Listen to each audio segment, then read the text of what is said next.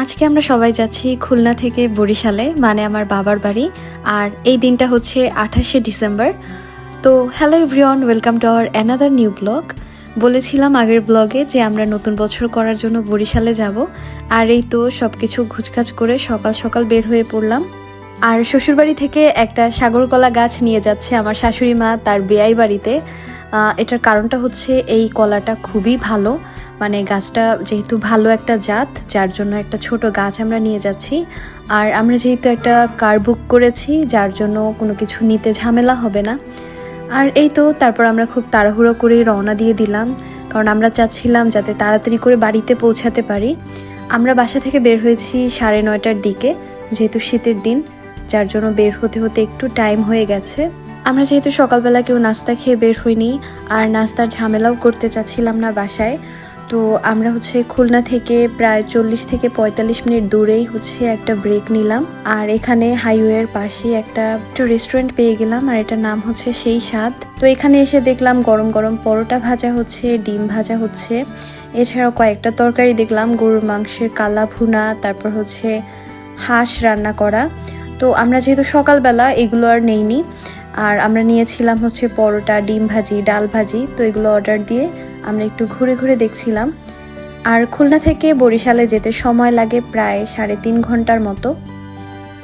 এরপরে এই তো একটা কর্নারে আমরা সবাই বসলাম, আর এখানে আমাদের গরম গরম পরোটা, ডিম ভাজি, ডাল এগুলো দিয়ে গেল।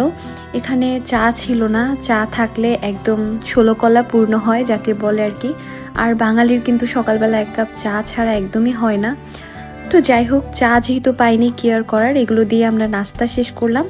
আর যেহেতু আমরা নিজেরা একটা গাড়ি নিয়ে যাচ্ছি, তো চিন্তা করলাম সামনে কোথাও আবার চায়ের দোকান পেলে ওখানে দাঁড়িয়ে একটু চা খেয়ে নেব। যারা খুলনা থেকে বরিশাল কিংবা এই রোড হয়ে যাবেন, তারা কিন্তু চাইলে এই জায়গাটাতে নামতে পারেন, কারণ এখানে পার্কিংয়ের জন্য বিশাল একটা জায়গা আছে। আর আশপাশটা বেশ ভালোই লেগেছে। আর আজকে কিন্তু একদম শৈত্যপ্রভার মতো বলা যায়, কারণ সকাল থেকে একদমই সূর্যের দেখা মেলেনি। আর এই সময়টাতে কিন্তু বাংলাদেশের সব অঞ্চলেই বেশ শীত পড়েছে। এরপরে আমরা নাস্তা টাস্তা শেষ করে পাশে একটা চায়ের দোকান থেকে চা খেলাম। আর চা খাওয়ার পরে আমাদের যাত্রা কিন্তু আবার শুরু হয়েছে। আমি অবশ্য এখানে ব্লুটুথে একটা গান চালিয়ে দিয়েছিলাম। বাড়িতে যাওয়ার সময় আমি এই কাজটা সব সময় করি, হয় হেডফোনে গান শুনি, অথবা যদি এরকম গাড়িতে যাই তো গাড়িতে ব্লুটুথে গান চালাই, যে ব্যাপারটা আমার কাছে বেশ ভালো লাগে। আর অনেক দিন পরে বরিশালে যাচ্ছি, যার জন্য বেশ ভালোই লাগছিল, খুশি লাগছিল অনেক। আর এরপরে চলে আসলাম 8ম বাংলাদেশ চীন মৈত্রী সেতুতে। এই সেতুতে আমি প্রথমবারের মতো উঠলাম, কারণ আমি তো খুলনা থেকে কখনো বরিশালে যাইনি। আমরা ঢাকা থেকে যখন ডিরেক্ট যাই তখন তো আর এই সেতুটা আমরা পাই না। তো এই সেতুটা প্রথমবারের মতো দেখলাম। এর আগে অনেকবার এটার নাম শুনেছি, বেশ ভালো লাগলো। আর এইটা কিন্তু অনেক বড় একটা সেতু। এই টাইমটাতে তখন বাজে ঘড়িতে প্রায় 11টার মতো, আর তখনও কিন্তু বাইরে বেশ কুয়াশা ছিল। আমি আমার এই ভিডিওতে আপনাদের সাথে আরেকটা কথা শেয়ার করছি। যারা যারা আমার ব্লগগুলো রেগুলার দেখেন অথচ আমার চ্যানেলটা এখনও সাবস্ক্রাইব করেনি, তাদেরকে অনুরোধ করব চ্যানেলটা সাবস্ক্রাইব করার। আর যারা অলরেডি এই কাজটা করেছেন তাদেরকে অসংখ্য ধন্যবাদ আমাদের পাশে থাকার জন্য। আমাদের এই চ্যানেলটা অনেক ছোট ছিল, শুরু থেকে আমি বুঝতে পারিনি যে এত মানুষের ভালোবাসা পাবো। আমার এখন রেগুলার ব্লগ আপলোড করতেও ভালো লাগে, আপনাদের সাথে ছোট ছোট মুহূর্তগুলো শেয়ার করি। আর আমি 2026 সালে চেষ্টা করব রেগুলার ব্লগ আপলোড করার, নতুন নতুন ব্লগ বিশেষ করে। তো আশা করি আপনারা যদি চ্যানেলে চোখ রাখেন রেগুলারই নতুন নতুন অ্যাক্টিভিটিস দেখতে পারবেন।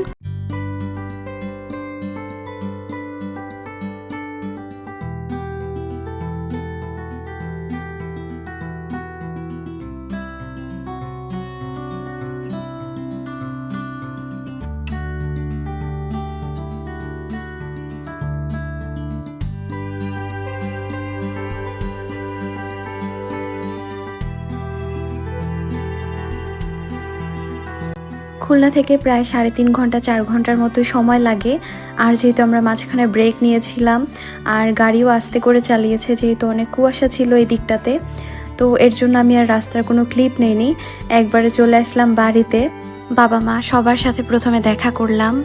আর আমার বড় দাদাও যেহেতু বাড়িতেই আছে বড়দিনের ছুটিতে, তো দাদা বৌদি তারপর হচ্ছে আমাদের পিচ্চি মানে ফিওনা, ওরা সবাই হচ্ছে রাস্তার দিকে গিয়েছিল বড় রাস্তার সামনে আমাদেরকে আনার জন্য। তো তারপর হচ্ছে আমরা সবাই একটু ফ্রেশ হলাম, খাওয়া দাওয়া করলাম। আর খাওয়া দাওয়া শেষ করে একটু ভাত ঘুম দিয়েছিলাম, কারণ শীতের দিন আর যেহেতু আমরা একটু জার্নি করে এসেছি একটু টায়ার্ড লাগছিল। আর এটাই হচ্ছে আমাদের ছোট্ট একটা বাড়ি, আর গ্রামের বাড়ি যেরকম হয় আর কি। আর যেহেতু ডিসেম্বর মাস, বড়দিনের সময় কিন্তু অনেক অনেক ফুল গাছ লাগানো হয়, এগুলো সব আমার বৌদি লাগিয়েছে। আর এত পরিমাণে ফুল হয়েছে, এক একটা গাছের ডাল ভেঙে পড়ছিল। তো ওগুলো আমি পরে একটা ব্লগে আপনাদের সাথে আবার সুন্দরভাবে শেয়ার করব। তারপরে আমরা হচ্ছে খুলনা থেকে কিছু কাঁকড়া নিয়ে এসেছিলাম। এটা হচ্ছে সুন্দরবনের কাঁকড়া, রূপসা ব্রিজের ওখান থেকে আমার হাজবেন্ডকে কিনে নিয়ে এসেছিল গতকালকে। তো আমরা যার জন্য একদম জ্যান্ত কাঁকড়া নিয়ে এসেছি। আর আমাদের এদিকে কাঁকড়া পাওয়া যায় না, তো ভাবলাম বাড়িতে যেহেতু অনেক নারকেল হয়, নারকেল গাছ আছে অনেকগুলো, তো নারকেলের দুধ দিয়ে কাঁকড়া রান্না করা হবে, সেটাও আমি আপনাদের সাথে শেয়ার করব। আর এই হচ্ছে আমাদের পিচ্চি ফিওনা। আমরা সবাই ভেবেছি সে হয়তোবা কাঁকড়া দেখে ভয় পাবে, কিন্তু তার কোনো ভয় ডর নেই। তো সে কাঁকড়া দেখে বেশ খুশি হয়েছে। আর এই দিনগুলোতে এত পরিমাণে ঠান্ডা ছিল, বিশেষ করে বড়দিনের পরে মনে হয় যেন শীতটা একটু বেড়ে যায়। তো আমরা সবাই হচ্ছে এখানে আগুন জ্বালিয়ে তারপর হচ্ছে আগুন পোহানো হচ্ছিল। যেহেতু শীতের দিন, এইটা যে এত আরাম মানে এটা আসলে বলে বোঝাতে পারবো না।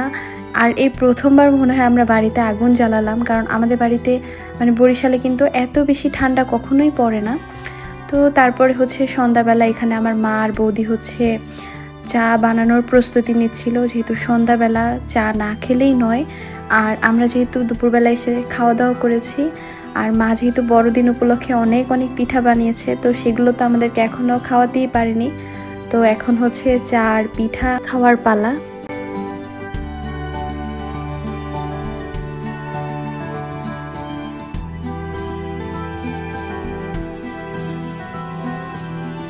এই শীতের দিনে একবার হচ্ছে কম্বলের মধ্যে ঢুকলে কিন্তু আর বের হতে ইচ্ছা করে না। তো এখানে হচ্ছে আমার শাশুড়ি মা, দিদিমা, ওরা সবাই হচ্ছে টিভি দেখছিল, আর ফিওনা ওদের সাথে বসে চিপস খাচ্ছিল। আমরা কিছু চিপস নিয়ে এসেছিলাম আসার সময় ওর জন্য। ও আসলে বাইরের খাবার তেমন একটা খায় না, আর তেমন খেতেও পারে না, কারণ ওর এখনও দাঁত ওঠেনি। তো যাই হোক, এরপর হচ্ছে আমার মা সব পিঠাগুলো খুব সুন্দরভাবে সাজিয়ে দিল, আমার মা আর বৌদি আর কি। তো এত এত পিঠা হচ্ছে বানিয়েছে আমার মা, তারপর হচ্ছে ভাইয়ের বউ ওর একসাথে। এখানে অনেক ধরনের পিঠা আছে, বিশেষ করে এটা হচ্ছে আমাদের দোদল পিঠা, যেটা না হলে আমাদের বড়দিনই হয় না। আর এখানে আমার দাদা একটা মিষ্টি চানাচুর এনেছিল, আর এখানে ছিল কেক। এই কেক আর চানাচুরটাই হচ্ছে বেকারির, বাকি সবই কিন্তু বাড়িতে বানানো। এখানে প্রায় 4 ধরনের পিঠা ছিল। একটা হচ্ছে ডোনাট পিঠা, একটা হচ্ছে কুলি পিঠা বা খাজা পিঠা, মানে যেটার মধ্যে নারকেলের পুর থাকে, ওটা তেলে ভেজে বানানো হয়। তারপরে ছিল খেজুর পিঠা, এরপরে ছিল ফুল পিঠা, যেটা আমিও ঢাকায় বানাই। আর একটা হচ্ছে দোদল পিঠা, যেটা আমাদের পাদ্রী শিবপুরে খুবই বিখ্যাত। তো এরপর হচ্ছে চলে আসলো দুধ চা, আর এই চাটা হচ্ছে বৃষ্টির পানি দিয়ে বানানো হয়। আমাদের এদিকে কিন্তু পানির কোনো সমস্যা নেই, কিন্তু তারপরও বৃষ্টির পানি দিয়ে চা বানালে চাটা বেশ সুন্দর হয় আর খেতেও ভালো লাগে। তো এরপরে আমরা চাটা খেয়ে আবার চলে আসলাম একটু আগুন পোহানোর জন্য। আর এইভাবেই আমাদের আজকের দিনটা শেষ হলো। এরপরে নেক্সট দিনটা আমরা কিভাবে কাটালাম, কিভাবে কাঁকড়া রান্না করলাম, সেই সব সুন্দর ব্লগগুলো আপনাদের সাথে শেয়ার করব। আজকের মতো বিদায় নিচ্ছি। সবাই ভালো থাকুন, সুস্থ থাকুন। Have a good day.